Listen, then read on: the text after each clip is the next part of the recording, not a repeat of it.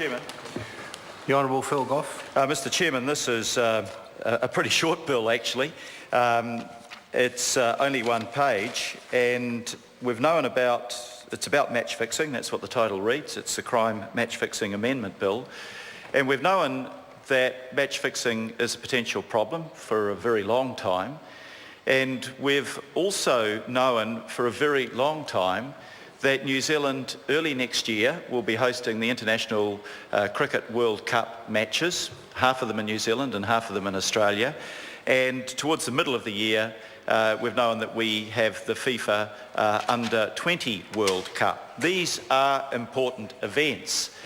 And I've got to admit, I was very surprised when Trevor Mallard in his comments on this bill said, actually, we've known for 9 years that we're getting these fixtures in New Zealand.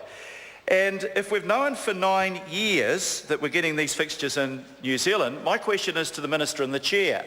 Why are we, a week before we rise for Christmas and under some degree of pressure, only now bringing this bill for its committee stage before the House? And I worry about that because, first of all, the title is about match fixing. Match fixing, we know from all of the information the Select Committee received and the House has been given, including in this departmental disclosure statement, that there is a high risk of match fixing, and maybe surprising to some New Zealanders, there's big money involved in it. For example, the departmental disclosure statement says that international threat assessments warn of the increasing risk of crime syndicates and individuals targeting Australasia for sports match fixing. So, do we need a bill with this title? Yes, of course we do. It's important. The disclosure statement also mentions, as you will know, sir, that there have already been cases of match fixing in Australia, and we know in relation to cricket with the Lou Vincent affair and the questions surrounding Chris Cairns that this has also been a problem affecting New Zealanders.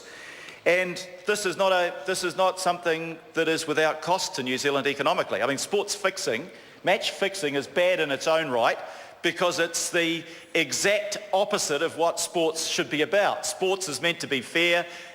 You're meant to be, as a spectator, to be able to rely on the outcome of the match reflecting the respective strengths of the contesting teams. But this disclosure statement also points out that match fixing could significantly damage the integrity, value and growth of sport, which contributes $5 billion to our economy. That's annually, and that was their figures are based on a number of years ago. So we do need a bill which makes a crime of match fixing. But then I was reading the regulatory impact statement, and this, Mr Chairman, really worries me. It says the objective of having this in place in time for the World Cup in February, quote, imposes constraints on the range of legislative options that can be considered. Now, if we've known about this, Minister, for 9 years, why are we dealing with it in a way that imposes constraints on getting the best bill possible before the House? 9 years. Now, you know, you can imagine that back in 2006-07, the Minister was just getting some preliminary information about it, but this thing is getting really close. This could have been done a year ago, could have been done 2 years ago, 3 years ago.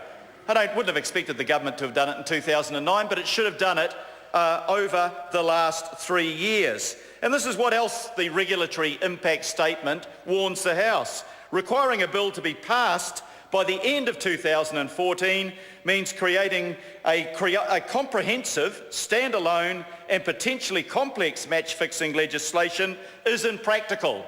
So because this government has been so tardy, we have ruled out getting a comprehensive solution to this problem. On one hand, in the departmental disclosure structure, they say this is an important problem. This is so important, in fact, that I think it costs the world $140 billion a year. That's the cost of match fixing. We know we've got important sporting events, and the government does what? sits on its tail, does nothing, and rules out some of the important options that should have been considered. I hope, Minister, you're getting an answer to this question, because it's a straightforward, valid question going to the heart of whether this is the right piece of legislation to have before the House. I would have thought that, Mr Chairman, Mr Chairman. Call the Minister, the Honourable Nick Smith. Mr Chairman, very happy